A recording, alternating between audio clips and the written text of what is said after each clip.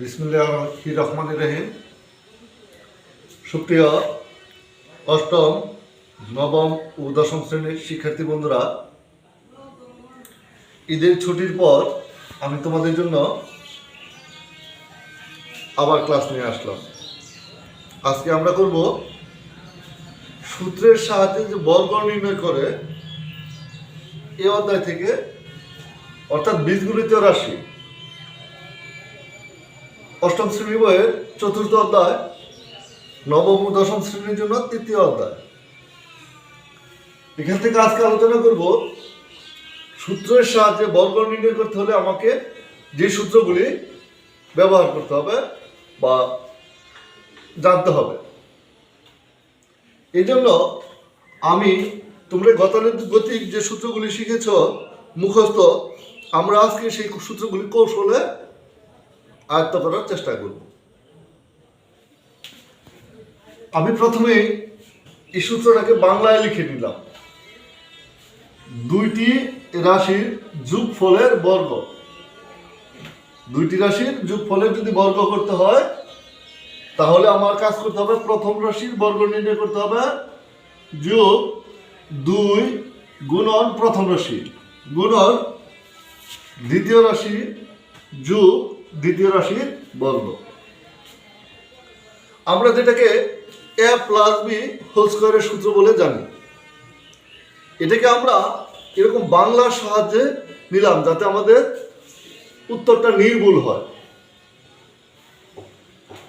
তাহলে আমরা আবারও দেখি, দুইটি রাশির যোগফলের বর্গ সমান প্রথম রাশির বর্গ যোগ 2 গুণন প্রথম রাশি গুণন দ্বিতীয় রাশি যোগ দ্বিতীয় রাশির বর্গ। আমরা যেটাকে বইয়ে এরকম শিখছিলাম যে দুইটা রাশি, এই এ যদি একটা রাশি হয় আরেকটা রাশি যদি বি হয়, তাদের যোগফল বলে যোগ করলাম, যোগফল হলো বর্গ মানে উপরে স্কয়ার দিলাম, তাহলে আমি পাবো প্রথম রাশির বর্গ। প্রথম রাশিটা এখানে কি আছে? এ। তাহলে প্রথম রাশির বর্গ হবে প্রথম রাশি হচ্ছে এ, তার উপরে বর্গ যোগ 2 গুণন প্রথম রাশি, প্রথম রাশিটা কি আছে? এ। আমরা জানি বীজগণিত রাশির ক্ষেত্রে যদি পাশাপাশি দুইটা বর্ণ লিখে দেই, তার মাঝে কোনো চিহ্ন না থাকে তাহলে গুণ চিহ্ন থাকে। তারপরে আছে কি? গুণন প্রথম রাশির পরে গুণন দ্বিতীয় রাশি, তাহলে দ্বিতীয় রাশিটা কি ছিল? বি। বসালাম বি।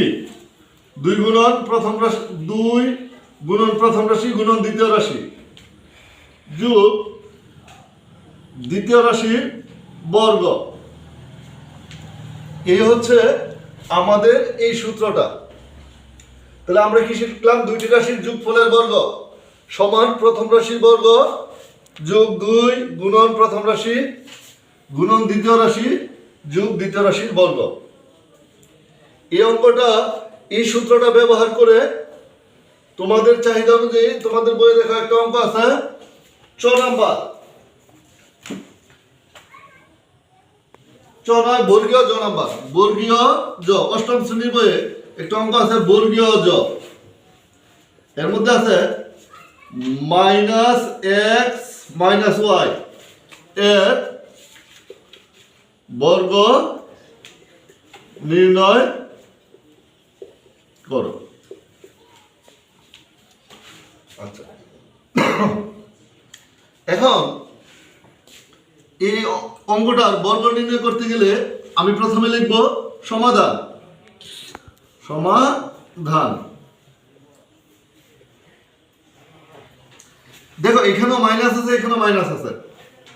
এই মাইনাসটাকে যদি আমি এখানে, তাহলে তো আমার যে দুইটি রাশির যোগফলের বর্গ এমন কিছু বলে নাই, দুই জায়গায় মাইনাস আছে।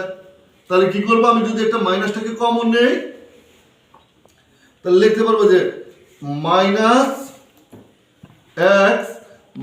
- y এর বর্গ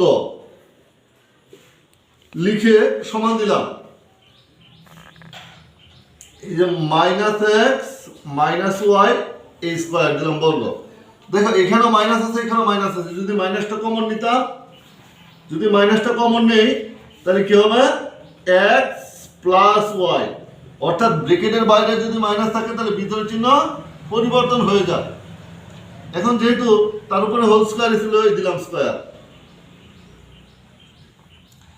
মাইনাস চিহ্নের উপরে জোড় সংখ্যা পাওয়ার থাকলে, মাইনাস চিহ্নের উপরে জোড় সংখ্যা পাওয়ার থাকলে সেটা প্লাস হয়ে যায়। তাহলে এই মাইনাস যে পাওয়ার প্লাসের জন্য প্লাস হয়ে গেল। আমার তাহলে বাকি থাকলো কি? বাকি থাকলো x plus y whole square. তাহলে দেখো এখানে দুইটা রাশি যোগফলের বর্গ। তাহলে আমরা শিখছিলাম প্রথম রাশির বর্গ কি আছে? প্রথম রাশিটা কি আছে? এক্স এর বর্গ প্লাস 2 গুণন প্রথম রাশি কি আছে? এক্স গুণন দ্বিতীয় রাশি কি আছে? ওয়াই প্লাস দ্বিতীয় রাশি কি আছে? ওয়াই তার উপরে বর্গ। আমি আশা করব সুপ্রিয় শিক্ষার্থী বন্ধুরা তোমরা অঙ্কটা ভালোভাবে বুঝতে পারছো। আচ্ছা, এখন এটার সাথে আমরা কৌশলে আরেকটা কাজ করে নিই। দুইটি রাশির যোগফলের জায়গায় যদি বিয়োগ ফলের বর্গ বলতো তাহলে শুধু 2 এর আগে বিয়োগ চিহ্ন দিব।